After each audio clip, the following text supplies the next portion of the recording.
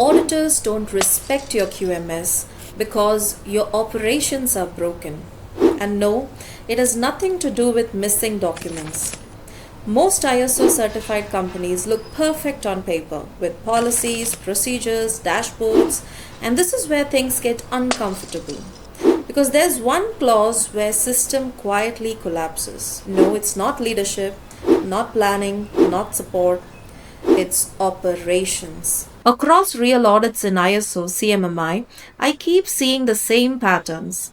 Audits passed, customers lost, teams exhausted. In one organization, this single failure cost 18 crore rupees. Not because of documentation, but because Clause 8 was never real. Let me show you how Clause 8 quietly destroys projects and how to fix it without adding more documents. Here's a pattern I keep seeing in audits. Three nightmares that we see in projects. Nightmare number 1, invisible scope creep. Requirements keep changing through WhatsApp, emails, corridor discussions. Developers quietly accept small changes. The formal requirement document always up to date. So management thinks scope is stable. The team knows it's not. What's the result?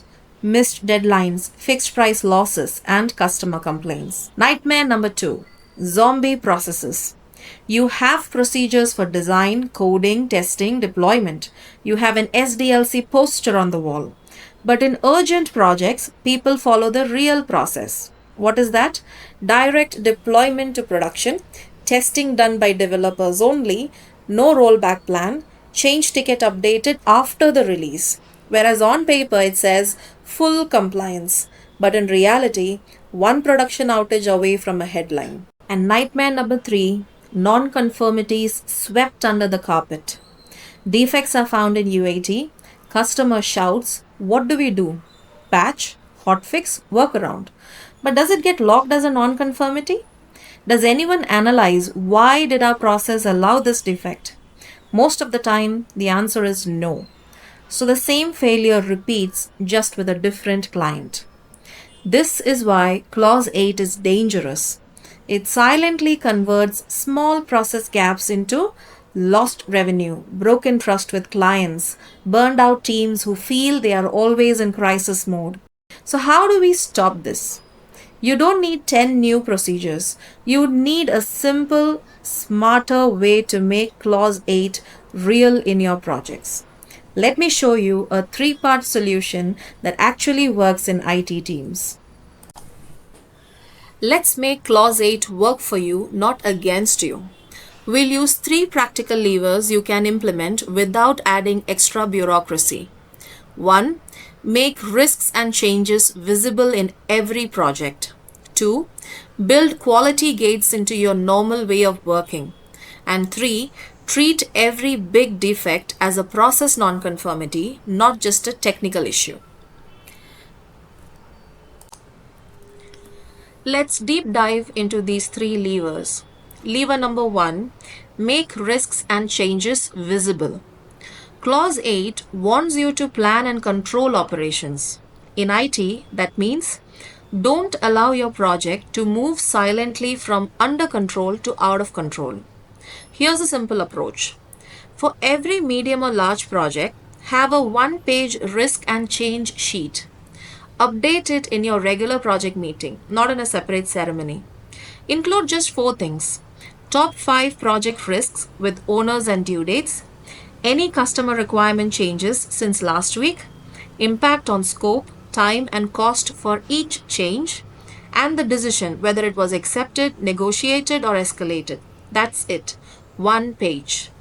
Now you have connected Clause 8.1, that is operational planning and control, and Clause 8.2, that is requirements for products and services, directly into your day-to-day project reality. So in your next audit, when someone asks, how do you control operations? You don't show a dusty procedure. You show a live, used risk and change sheet. That's powerful. Lever number 2 is about building quality gates into your real workflow, not just your documentation. Most organizations already have beautiful SDLC diagrams, They are printed, they are approved, they are even framed on the wall. But the moment a release becomes urgent, those gates quietly disappear. Testing is skipped, reviews are rushed, rollback plans are postponed. And everyone says the same thing: we'll fix it after go live. But let's fix that properly. Instead of complex processes, define three non negotiable quality gates that must be passed before anything goes live. Not optional, not if time permits, it has to be non negotiable. So, gate number one is called as the requirements gate. Before development or release begins, ask one simple question: are the requirements clearly documented, reviewed, and formally agreed with the customer? Are assumptions written down, or are they still living inside people's heads? If requirements are not stable, nothing downstream can be stable either. Gate number two is the testing gate. Before anything moves forward, is there at least basic test coverage documented? Are critical defects genuinely fixed, or are they being carried forward with hope and optimism? If a defect is not fixed, has the customer explicitly accepted the risk? Because untested software is not speed, it's gambling. Gate number three is the release gate. Before production, is the rollback plan ready? Has someone outside the project team performed a basic sanity check on the deployment plan? Not to slow delivery, but to prevent irreversible damage. Because most outages don't happen during development, they happen during release. And here's the important part: you don't need a new tool for this. You can build these gates directly into your existing workflow. Either your Jira transitions, your sprint review checklist, or even a simple checklist inside the deployment email. The tool doesn't matter, visibility does. So when you apply these gates, you are directly strengthening clause 8.3, that is design and development, clause 8.5, that is production and service provision, and clause 8.6, that is release of products and services. But here's the real value: make these gates visible to management. So when gate 2 is skipped because of deadline pressure, management is consciously accepting the risk, not discovering it weeks later in a post-mortem meeting. That single shift turns clause 8 from paperwork into real operational control. Lever number 3: treat big defects as non-conformities, not just bugs. This is where many IT organizations quietly lose the real value of ISO major failures as just bugs. Clause 8.7 talks about control of non-conforming outputs.